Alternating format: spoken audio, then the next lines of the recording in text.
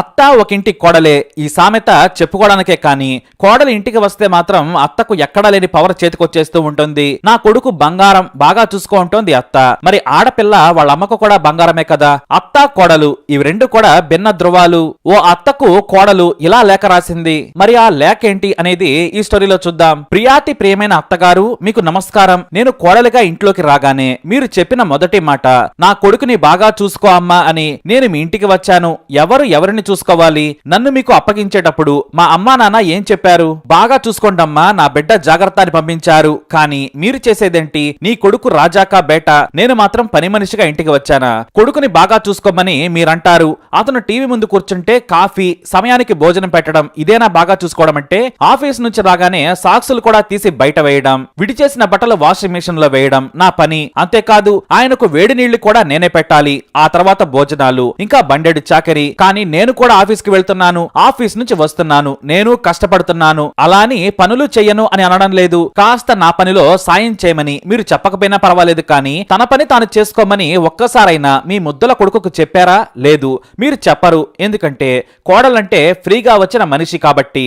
ఇక మీరు నాకు చెప్పే రెండో మాట ఏంటంటే నా కొడుకు గురించి నాకు బాగా తెలుసు, వాడి గురించి నాకే తెలుసు అంటారు. హలో అత్తగారు, మీ అబ్బాయిని మీరు పెంచి పెద్ద చేయొచ్చు, చదివించి ఉద్యోగం చేయించే స్థాయికి తీసుకురావచ్చు. కానీ నేను రోజు అతనితో పడక షేర్ చేసుకుంటాను. మీ అబ్బాయి మీకు తెలియని వ్యక్తి.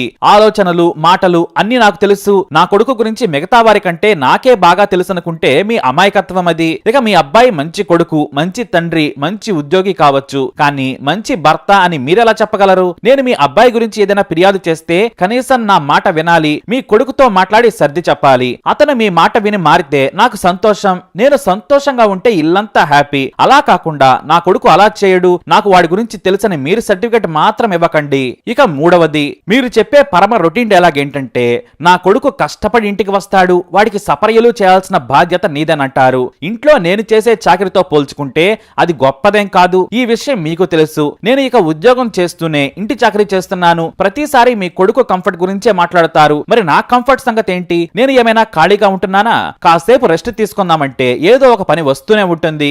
ఇక పిల్లలు పుట్టాక విశ్రాంతి అనే పదానికే మేము విశ్రాంతి చేస్తున్నాము. ఇక నాలుగవ పాయింట్, ప్రియమైన అత్తగారు, నేను ఇంటికి వచ్చిన కొత్తలో ఓ మాట అన్నారు, ఈ ఇంట్లో రూల్స్ డిఫరెంట్ గా ఉంటాయని. రూల్స్ ఏంటి చెప్పండి? నేనేమైనా ఖైదీనా లేక మన ఇల్లు చర్లపల్లి జైలా? నా రూల్స్, మా ఇంటి రూల్స్, మా ఇంటి పద్ధతులని కొత్తగా చెబుతారు. అందరం కలిసి తలా ఒక పని చేస్తే అందరి రూల్స్ ఒకటే, కానీ కోడలు మాత్రమే అన్ని చెయ్యాలి. కొడుకు మాత్రం హాయిగా టీవీ ముందు కూర్చొని రెస్ట్ తీసుకుంటుంటే హోటల్లో సర్వర్లా అన్ని దగ్గరకు తీసుకెళ్లాలి. ఇంటి పని తాను చేయగలిగేవి తాను చెయ్యాలని మీరు చెప్పాలి అత్తయ్య. అంతేకాని రూల్స్ పెట్టి జైలర్లా మీరు మెయింటైన్ చేస్తారనడం నాకు నచ్చడం లేదు. ఇప్పటికీ ఆ మాటలు వింటుంటే నాకు మీ మీద కాస్త గౌరవం తగ్గుతూ ఉంది. ఇక చివరిగా, మీరు నా నిర్ణయాలలో కూడా వేలు పెడుతూ ఉంటారు. నాకు ఏం కావాలి, నేను ఏం తీసుకోవాలి, ఎక్కడికి వెళ్ళాలి అని చెబుతూ ఉంటారు. ఎందుకు? ఏదైనా కొనాలంటే నా అనుభవంతో చెబుతున్నానని మీ నిర్ణయాన్ని బలవంతంగా రుద్దుతారు. వినకపోతే మీ కొడుకు వైపు సీరియస్ గా చూస్తారు, ఆయనేమో ఆ తర్వాత నా వైపు చూస్తారు. మా ఇద్దరి జీవితం మీద మీకు పెత్తనం ఉందని మీరు భావించారు. చివరకు నా వ్యక్తిగత జీవితంలోకి ఎలా వస్తారు మీరు? మీ నిర్ణయాలను గౌరవిస్తాను, కానీ నా నిర్ణయాలను నేను ప్రేమిస్తాను. నాకు కొన్ని కోరికలు, ఇష్టాలు ఉంటాయి. వాటికి కూడా మీరే అడ్డొస్తున్నారు అత్తయ్య.